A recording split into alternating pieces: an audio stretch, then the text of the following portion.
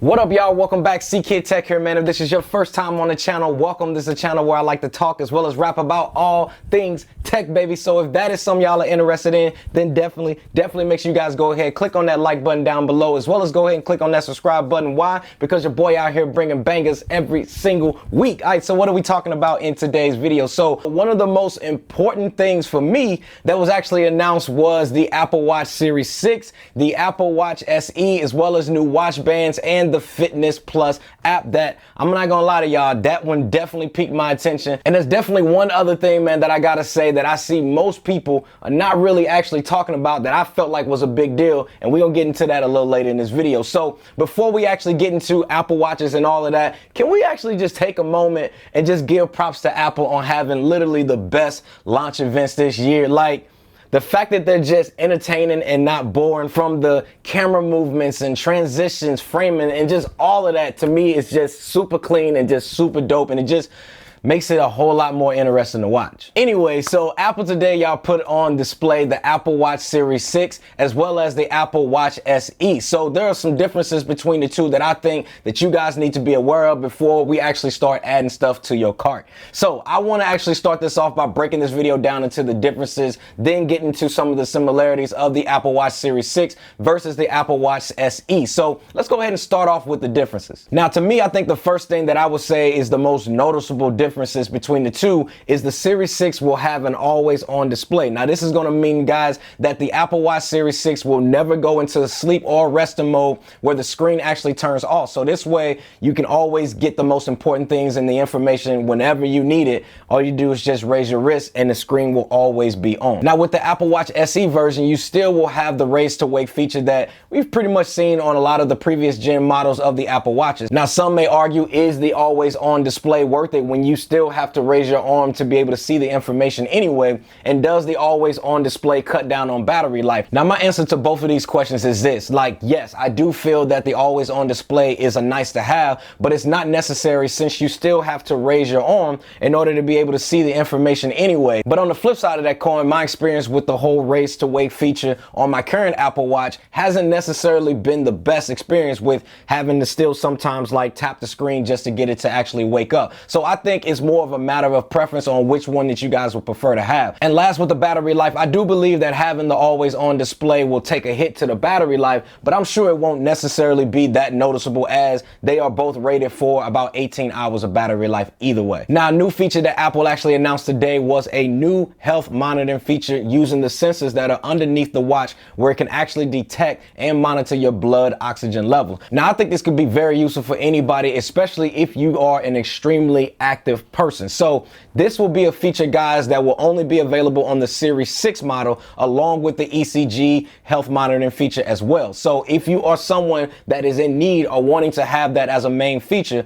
then this feature is not available on the SE model. Now, I still want to point out the fact that they both can still monitor your heart rates as well as your irregular heart rhythms like before. So you don't lose that feature at all. You just don't get that advanced health monitoring options that I just mentioned to you guys. But if that's not that important to you, then I feel like the SE model might be more of your speed, which is also going to save on costs. Now, speaking of cost, obviously, guys, the Series 6 model is the more premium model, coming in at a starting price of $399 for the GPS version and $499 for the GPS plus the cellular version. Whereas with the SE, for the GPS model, it starts at $279 and $329 for the GPS plus cellular model. And one of the last noticeable changes that you guys will see has to deal with colors as well as the materials. Now, the Series 6 comes in 3 different finishes. It comes with aluminum, comes in stainless steel, and that baller edition, that titanium. Now, they also removed the ceramic version that you guys can remember in the previous model from the lineup as well. So I definitely want to make sure to point that out. Now, the SE model only comes in the aluminum finish. Now, to me, the aluminum finish is the one that I personally like the most, because I feel like it's the best against scratches, and I feel like it holds up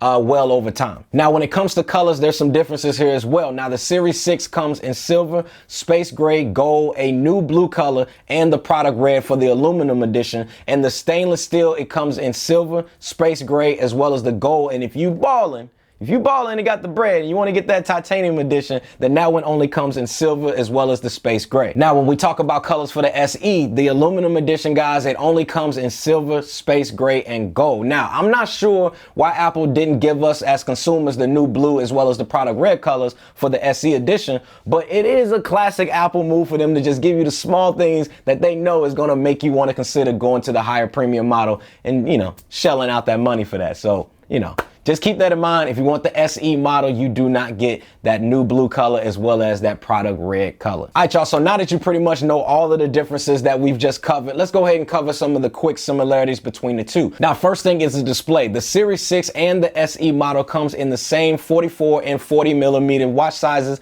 as well as that same high quality 1000 nit brightness retina display. So that way you still going to get that same brightness level no matter if you're getting the premium model or if you're getting the SE model when it comes to the watch faces. Now, they're both are still going to be water resistance up to 50 meters, so you don't have to worry about that. Now, they both have the new fall detection feature that was announced on the Apple Watch Series 5 model, where if you guys fall, then it can detect that automatically and it will call a family member, loved one, or whoever you guys have set up for that without having to do anything or touch anything, which to me, I feel is a really dope feature. Now, they also both include Apple's W3 wireless chip for faster connectivity to other Apple devices and such things like that. Now, also with the new Watch OS, you still get access to all of the new watch faces that will be coming that they also announced as well. Now, another similarity that's coming that I'm really curious to get y'all opinion on and just get y'all thoughts down in the comment section below. So let me know, what do you guys think about Apple no longer including a power brick for charging your device in the retail packaging anymore? Now, to me, I'm going to be honest with you guys, that's not really that big of a deal for me, because I'll be honest with you, behind me, right on my desk, I literally have a wireless charging brick that I use for charging my phone on, as well as it has a port in the front where I can easily just charge my Apple Watch at the same time. So honestly, within the retail packaging, I never really actually use the power bricks anymore. They literally just stay in the box because 9 times out of 10, I'm wirelessly charging my device anyway. But like I said, man, I am curious to get y'all thoughts about that, so let me know that down in the comment section below. Now, you'll still get that USB-A charging cord in the packaging, but you still have to provide your own charging brick and plug it in for charging. Now, let me know again down below what you guys think. Now, Apple also announced some new watch band styles along with the new watch band called Solo Loop. Now, I'm gonna be honest with y'all, I definitely ordered the blue one earlier today, man. I cannot wait to get it in-house.